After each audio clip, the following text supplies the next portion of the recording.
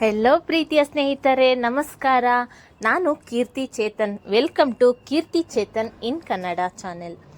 ಇವತ್ತಿನ ವಿಡಿಯೋದಲ್ಲಿ ಈ ಬೇಸಿಗೆಗಾಲದಲ್ಲಿ ಗಿಡಗಳು ಹಸಿರಾಗಿರಬೇಕು, ಜಾಸ್ತಿ ಹೂವು ಕಾಯಿಗಳಿಂದ ತುಂಬಿರಬೇಕು ಅಂದರೆ ಏನು ಮಾಡಬೇಕು ಅಂತ ಹೇಳಿ ತಿಳ್ಕೊಳ್ಳೋಣ. ಅದಕ್ಕೋಸ್ಕರ ಕೆಲವೊಂದಿಷ್ಟು ಇಂಪಾರ್ಟೆಂಟ್ ಟಿಪ್ಸ್ಗಳನ್ನು ನಿಮ್ಮ ಜೊತೆ ಶೇರ್ ಮಾಡ್ಕೊಳ್ತೀನಿ. ನಿಮ್ಮ ಹತ್ರ ಇರುವ ಯಾವುದೇ ಹೂ ಬಿಡುವ, ಕಾಯಿ ಕೊಡುವ, ತರಕಾರಿ ಬೆಳೆಯುವಂತಹ ಗಿಡಗಳಿಗೆ ಈ ಟಿಪ್ಸ್ನ ಬಳಸ್ಕೊಳ್ಬಹುದು. ಮೊದಲನೇ ಟಿಪ್ಸು, ಗಿಡಗಳನ್ನು ಪ್ರೂನ್ ಮಾಡ್ತಾ ಇರಬೇಕಾಗುತ್ತೆ ರೆಗ್ಯುಲರ್ ಆಗಿ. ಆವಾಗ ಮಾತ್ರ ನಾವು ಪಾಟಲ್ಲಿ ಬುಷಿಯಾಗಿ ಗಿಡಗಳನ್ನು ಬೆಳೆಸ್ಕೊಳ್ಳೋದಕ್ಕೆ ಸಾಧ್ಯ. ಆದರೆ ಬೇಸಿಗೆಗಾಲದಲ್ಲಿ ಮೇಲ್ಮೇಲೆ ಕುಡಿನ ಪ್ರೂನ್ ಮಾಡಿ ಅಷ್ಟೇ, ಕೆಳಗಡೆ ಹಾರ್ಡ್ ಪ್ರೂನಿಂಗನ್ನು ಮಾಡಬೇಡಿ. ಗಿಡ ಹೂ ಬಿಟ್ಟಾದಮೇಲೆ ಅದಕ್ಕಿಂತ 1-2 ಎಲೆ ಹಿಂಭಾಗದಲ್ಲಿ ಕಟ್ ಮಾಡಿ ಅಷ್ಟೇ. ಸಾಫ್ಟಾಗಿ ಪ್ರೂನಿಂಗ್ ಮಾಡಬೇಕು. ಬುಡಕ್ಕೆ ನೋಡಿ, ಇಲ್ಲೆಲ್ಲ ಆವಾಗ ಮಳೆಗಾಲದಲ್ಲಿ ಕಟ್ ಮಾಡಿರೋದಿದು ಅಲ್ಲಿ ಕಟ್ ಮಾಡಿರೋ ಹಾಗೆ ಈ ಟೈಮಲ್ಲಿ ಬೇಸಿಗೆನಲ್ಲಿ ಕಟ್ ಮಾಡಬಾರ್ದು. ಮಳೆಗಾಲ ಪ್ರಾರಂಭ ಆದಾಗ ಆ ರೀತಿ ಹಾರ್ಡ್ ಪ್ರೂನಿಂಗನ್ನು ಮಾಡಬಹುದು.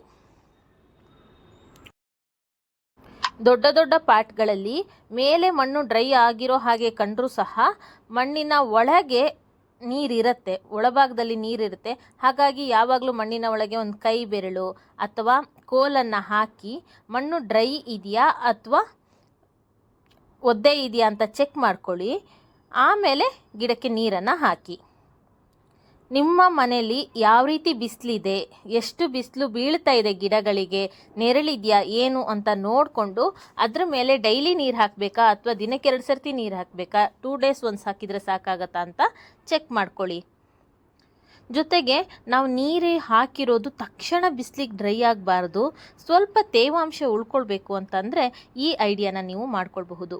ಕಾಯಿ ಸುಲಿದಾದ್ಮೇಲೆ ಇರುತ್ತಲ್ಲ ತೆಂಗಿನ ಚಿಪ್ಪು, ಅದನ್ನು ಮಲ್ಚಿಂಗ್ ರೀತಿ ಗಿಡಗಳಿಗೆ ಉಪಯೋಗಿಸ್ಬೋದು. ಪಾಟಲ್ಲೇ ಮಲ್ಚಿಂಗ್ ರೀತಿ ಅದನ್ನು ಮೇಲ್ಗಡೆ ಇಡೋದ್ರಿಂದ ಗಿಡದ ಬುಡ ತಂಪಾಗಿರುತ್ತೆ. ಹಾಕಿರೋ ನೀರು ಬೇಗ ಡ್ರೈ ಆಗೋದಿಲ್ಲ. ಇದರಿಂದ ನೀರನ್ನು ಸಹ ಸೇವ್ ಮಾಡಿದ ಹಾಗೆ ಆಗುತ್ತೆ.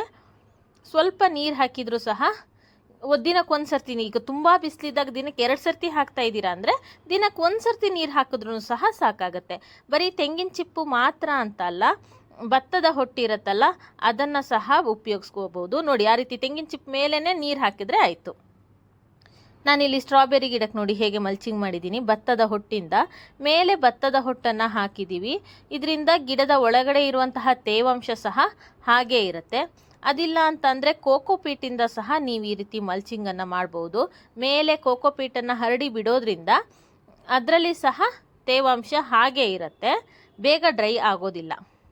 ಅದಿಲ್ಲ ಅಂತಂದರೆ ಈ ರೀತಿ ಶೇಂಗಾ ಬೀಜದ ಸಿಪ್ಪೆ ಇರುತ್ತಲ್ಲ, ಕಡಲೆಕಾಯಿ ಸಿಪ್ಪೆ, ಅದನ್ನು ಸಹ ಪಾಟ್ನ ಮೇಲ್ಗಡೆ ಹಾಕಿ ಮಲ್ಚಿಂಗ್ ಮಾಡಬಹುದು. ಒಣ ಎಲೆಗಳಿಂದ ಸಹ ಮಲ್ಚಿಂಗ್ ಮಾಡಬಹುದು. ಹಾಗೆ ನೀವು ತರಕಾರಿ ಬೆಳೀತಾ ಇದ್ದೀರಾ ಅಂತಂದರೆ ಈ ಬಿಸಿಲಿಗೆ ಹೂ ಮಿಡಿಗಳು ಅಂದರೆ ಸಣ್ಣ ಮಿಡಿ ಇರುತ್ತಲ್ಲ ಕಾಯಿ, ಅದು ಸುಟ್ಟು ಉದುರಿ ಹೋಗುತ್ತೆ. ಹಾಗಾಗಬಾರ್ದು ಅಂತ ಅಂದರೆ ಎಲೆಗಳ ಮಧ್ಯದಲ್ಲಿ ಆ ಹೂ ಮಿಡಿಯನ್ನು ಮುಚ್ಚಿಡಿ. ಅಂದರೆ ಅದೇ ಗಿಡದ ಎಲೆಯ ನೆರಳು ಆ ಕಾಯಿಗೆ ಬೀಳಬೇಕು. ಆವಾಗ ಅದಕ್ಕೆ ನೆರಳು ಮಾಡಿದಾಗೆ ಆಗುತ್ತೆ. ನಿಮಗೆ ಸಾಧ್ಯ ಇದ್ದರೆ ಶೇಡ್ ನೆಟ್ ಕೂಡ ಕಟ್ಟಬಹುದು. ಶೇಡ್ ನೆಟ್ಟಿಂದ ಕೂಡ ಬಿಸಿಲಿಂದ ಗಿಡಗಳನ್ನು ರಕ್ಷಣೆ ಮಾಡ್ಕೋಬಹುದು. ಅದು ತುಂಬ ಎಕ್ಸ್ಪೆನ್ಸ್ ಅನಿಸಿದ್ರೆ ಹಳೆಯ ಸೀರೆಗಳನ್ನು ಸಹ ನೆರಳು ಬೀಳೋ ಹಾಗೆ ಮೇಲೆ ಕಟ್ಟಬಹುದು. ಅದು ಯಾವುದೂ ಸಾಧ್ಯ ಇಲ್ಲ ಅಂತಂದರೆ ಈ ರೀತಿ ಅದೇ ಗಿಡದ ಎಲೆಯಲ್ಲೇ ಮರೆಯ ಮಾಡಿ ಆ ಎಳೆಯ ಕಾಯಿಗಳಿಗೆ ನೆರಳು ಒದಗಿಸಬಹುದು.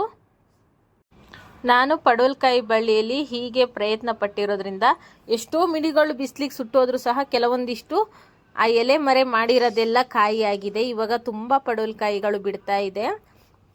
ನನಗೆ ಶೇಡ್ ನೆಟ್ ಕಟ್ಟೋದಕ್ಕಾಗಲಿ ಬೇರೆ ರೀತಿ ನೆರಳು ಮಾಡೋದಕ್ಕೆ ಆಪ್ಷನ್ ಇಲ್ಲ, ಅದಕ್ಕೋಸ್ಕರ ಹೀಗೆ ಮಾಡಿದ್ದೀನಿ. ನೆಕ್ಸ್ಟು, ನೀವು ಈ ಬಿಸಿಲಲ್ಲಿ ಗಿಡಗಳಿಗೆ ಯಾವುದೇ ಕಾರಣಕ್ಕೂ ಸಾಲಿಡ್ ಫರ್ಟಿಲೈಸರ್ಗಳನ್ನು ಕೊಡಬೇಡಿ. ಅಂತ ಅಂದರೆ ಅದೇ ಸಾಲಿಡ್ ಫರ್ಟಿಲೈಸರ್ಗಳನ್ನು ಲಿಕ್ವಿಡ್ ರೂಪದಲ್ಲಿ ಕೊಡಬಹುದು. ನನ್ನ ಚಾನೆಲಲ್ಲಿ ಬೇರೆ ರೀತಿಯ ವೆರೈಟಿ ಲಿಕ್ವಿಡ್ ಫರ್ಟಿಲೈಸರ್ಸ್ಗಳಿದೆ. ನೀವು ಒಂದು ಸರ್ತಿ ಲಿಕ್ವಿಡ್ ಫರ್ಟಿಲೈಸರ್ ಅನ್ನುವಂಥ ಪ್ಲೇಲಿಸ್ಟನ್ನು ಚೆಕ್ ಮಾಡಿದ್ರೆ ನಿಮಗೆ ಬೇರೆ ರೀತಿಯ ಲಿಕ್ವಿಡ್ ಫರ್ಟಿಲೈಸರ್ಗಳು ಸಿಗತ್ತೆ. ಅದನ್ನು ಟ್ರೈ ಮಾಡಬಹುದು. ಗಿಡದ ಬುಡದಲ್ಲಿ ಒಣ ಎಲೆಗಳನ್ನು ಬಿಡಬೇಡಿ, ಕ್ಲೀನಾಗಿಡಿ. ಇಷ್ಟು ಮಾಡಿದರೆ ಈ ಬೇಸಿಗೆಯಲ್ಲಿ ನಿಮ್ಮ ಗಿಡಗಳನ್ನು ಚೆನ್ನಾಗಿ ಬೆಳೆಸ್ಕೊಳ್ಬಹುದು. ಹೆಚ್ಚು ಹೂ ಹಣ್ಣು ಕಾಯಿಗಳು ಬಿಡಬೇಕು ಅಂತ ಅಂದರೆ ಯಾವುದಾದ್ರೂ ಲಿಕ್ವಿಡ್ ಫರ್ಟಿಲೈಸರ್ಗಳನ್ನು ಟ್ರೈ ಮಾಡಿ. ನಿಮಗೆ ಯಾವ್ದು ಈಸಿ ಅನ್ಸುತ್ತೋ ಆ ಲಿಕ್ವಿಡ್ ಫರ್ಟಿಲೈಸರ್ಗಳನ್ನು ಕೊಡಬಹುದು. ಲಿಕ್ವಿಡ್ ಫರ್ಟಿಲೈಸರ್ಗಳಿಗಾಗಿ ಚಾನೆಲ್ನ ವಿಸಿಟ್ ಮಾಡಿ. Thank you for watching. Take care. Bye.